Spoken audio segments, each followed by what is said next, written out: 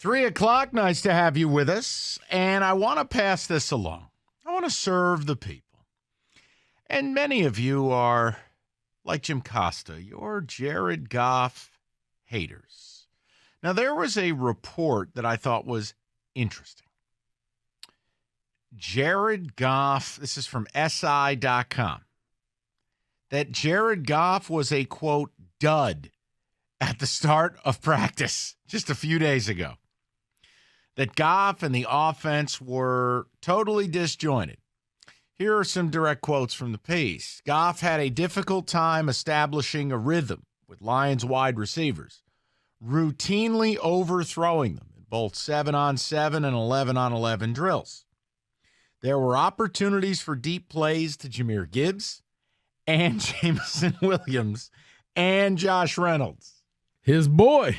But the passes were overthrown, didn't have enough air underneath them, and did not give the receivers an opportunity to pull down the catch. Backup Nate Sudfeld showed a much stronger command of the offense, though he ended on a down note throwing a pick. Goff is the unquestioned starter, blah. Oh, so here's the deal.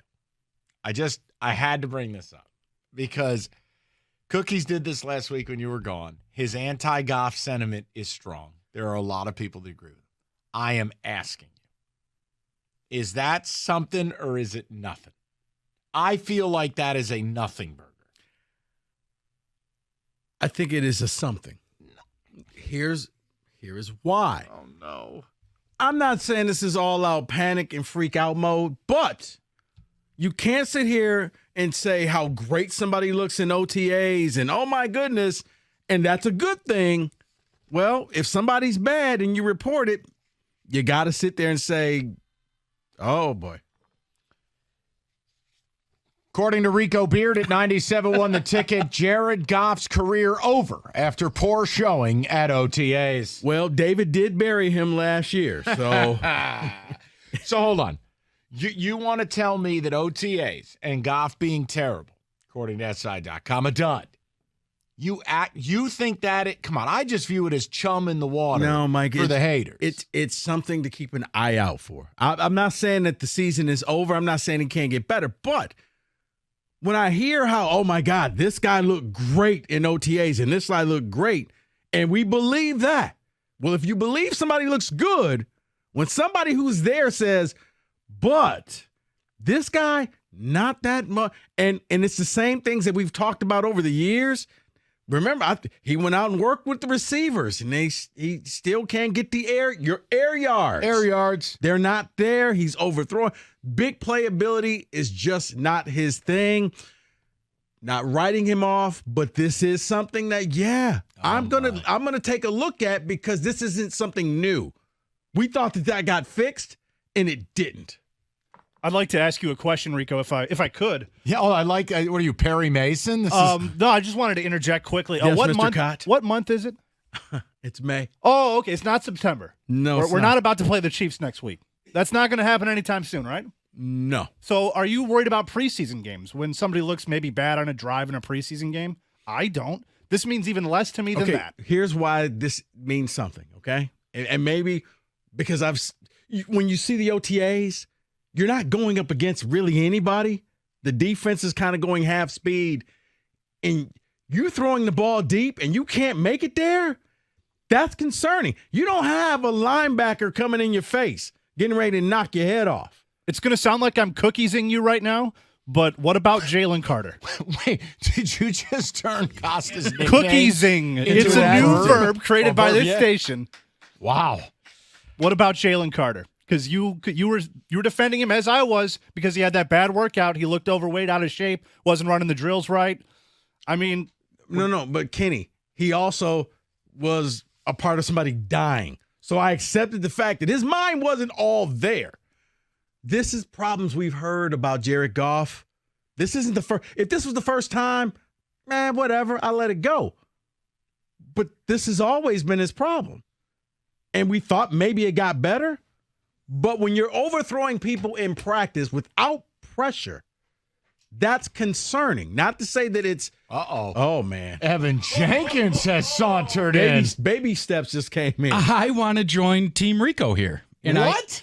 I agree with what he's saying. And this is why I agree with what he's saying. At the end of last year, who had poor body language when he was underthrown? Jamison Williams. And if that continues to happen, I don't know the young man, but also with Gibbs, who's a very fast guy. Right. You build that up right here, right now, and then those guys are like, I'm going to war for this man. The moment you break it with those guys and they don't buy it, I question. Hold on. He was overthrowing receivers. Well, that's just a lie. I mean, Too much arm it's strength. like he's dating a supermodel. No, I'm not. She's a beautiful woman, but she's not a supermodel. Like, let's be honest here. He's Well, not no, the one that overthrowing says, anybody. That's what SI Passes. said. Yeah, but didn't have enough air underneath to give them the opportunity to get the ball. Which He's means just throwing straight He bullets was out there. firing bullets. the report is not there. So I am not saying he's done. I'm not burying him like David did. But yeah, this is something. It's a little concerning. I've also That would be taken the only thing that I would say is just the body language from last year from this guy, Jamison Williams, who's supposed to be your dude going forward, your deep threat. If he's not hitting him, I just wonder what it would mean to Jamison Williams. All right, so hold on. Because let if me I'm ask this question. Hold on one second. This is important. People listening right now, if your eyeballs are bouncing off the back of your skull, feel free to call in. I want to know where you're at on this because I only did this to pour blood in the water hoping to attract sharks. I don't value OTAs and I don't value preseason. I don't value it if it's good. I don't value it if it's bad. Hell, I've gotten in trouble before because people are like, you just don't tell listeners not to listen to the game. And I'm like, well, I didn't say don't listen to the game. I just said I don't care. The point I'm making, I want to know where you're at on this. If you're a Goff hater, this is chum in the water. If you're a Goff defender, I feel like you're going to be dismissive like me. But I want to throw the number out, and then you guys can continue. 248-539-9797. Jim Costa texting us live. Go ahead. No, and I'm going to be the worst kind of person because I'm just so indifferent on Jared Goff. But what that leans me towards is Team Rico, that if I'm indifferent, you got to imagine his teammates are like, can he really get it done? Right. We have an official statement from the president of the Goff Haters Club of America, Jim Costa. Jim Costa has written in while driving in his smart car. Did the car just type it for him? It might. No, I meant smart car like what people drive in Switzerland. The little like one-seater. The EV. The point. Jim Costa said, as someone who bleeping hates Goff, even I think this is a nothing. Close quote. It is a nothing. No, but see, here's the thing, David. If like going back to the days like Amir Abdullah, if you heard that he was fumbling the ball in OTAs, it means, you know what? He didn't fix the problem. So that's when it's something that's occurred before is still going on, he still can't make the deep connections with his receivers. It's something that you can't be so overly dismissive of. And also, Yes. we're talking about practice, not a game, just practice. But isn't that where they should excel? No. I mean, Ben Wallace, my man, was a 90% free throw shooter in practice. All right, timeout. I'm just saying that Did you just do a Ben Wallace free throw shooting reset? What is this, 2005? practice is different than a game. So Is if that you like can't, Miggy being in the best shape of his life? you lay off that man. This is his last year. He's having a fine time leading this team to a second place position. Right. But I'm just saying, I agree with Rico. It should be a little concerning when your biggest flaw on offense is throwing the deep ball and you still can't hit it. All right. If this takes place in the first week or two of the season, I'm willing to engage in a discussion. But what I've never done is value any of this, like 7-on-7. No disrespect. I always busted Rico's chops. This guy would come back from MSU spring ball. I had a private practice with the team. You're not going to believe how these... And the team goes out and stinks. That was during the Rose Bowl year he said that. Yeah, it's a lie. Although I will tell you, he told me in the practices, he goes, I'm telling you, this Wake Forest kid is really good. I go, He yeah, did sure. say that. Sure thing, Rico. He's Barry Sanders. Cutscene. I had the He's same Barry exact Sanders. response, like, dude, let's pump the brakes a little Right, bit. right. We were wrong. He was right. Fair. But that's the only cause of concern. Now, am I going to say that that's going to make or break their season right today at 3:13 on May 30th? No, absolutely not. It's not. But guys, But if you got a bugaboo, you got to solve it. Oh, here he goes. Get yourself in trouble. Go You ahead. got those glasses? Put those glasses on. I'm for only that. going to accept Goff slander with your professorial glasses on. they're out there. You practice how you play. Oh, boy. It's May. Let's go to break. Hey, You ain't David, topping that. David, look good, feel good, play good. That's right. It's concerning. Oh, come on. And you know what? I just got a text from somebody else who was out there, and, Yep. and they gave me the breakdown too. I'll tell you about that next. No. We're not up against it. You say it right now. Don't you dare. Go ahead. Tell us what Dan Campbell told you.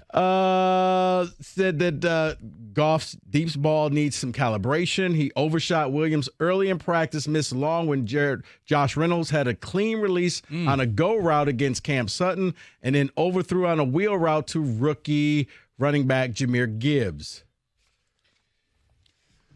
According to Rico Beard, retooled Lions secondary blows. Or Wide maybe the open secondary's so receiver. good, it's knocking them off their routes. How about we talk about that? The wide open receivers, new secondary. It's all falling You know what, apart David? on May 30th. David, doesn't matter, because you know what Kansas City's saying? We ain't got to cover anybody deep. You can't make it that far. Kansas City doesn't even know what day it is. They're still drunk from the Super Bowl. All I'm saying is this. I just had to ask. It's something you want to be concerned about. When you see the same pattern over and over again, you would like to think, oh, he took all the receivers out to California, wherever, and they're working on their chemistry. Well, it doesn't look like. And you're going up against nobodies right now. All right. Time out. What I'll tell you is maybe I'm too flippant with everything but the regular season because I don't pay any attention to any of it. It's all garbage. It doesn't mean a thing to me. And maybe I'm too flippant. Maybe you and Costa, the truthers. How about Costa driving his clown car around town going, this is a nothing burger? That guy hates Goff more than world hunger. I think Costa just hates anything that I say. It's the opposite. It's a nice day. Well, it's too hot out. 248-539-9797. We can have some fun with it. I had to bring it up. When I saw that, I go, oh, man, the Goff haters are going to be all over it. It's not hating. It's just something you may want. If your quarterback needs to recalibrate his deep ball in May, is that a problem? 248.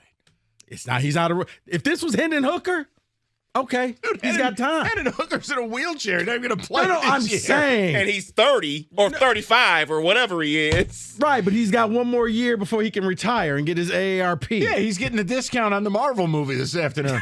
But if this was a rookie, okay, he'll have time. This is your guy, and these are the same things that we heard about before. People, I leave Rico to you. I got nothing. I'm with Kenny on this. Wake me up on Thursday night in September when they play the Chiefs. Now, he overthrows J-Mo twice in the Kansas City game.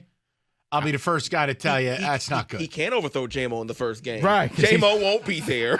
Well, he's going to throw it into the crowd. Hey, J-Mo. Hey, kid, catch. You know Man, what? I could say something, but it'd be so mean. I had a feeling you were going to do that. I just won money.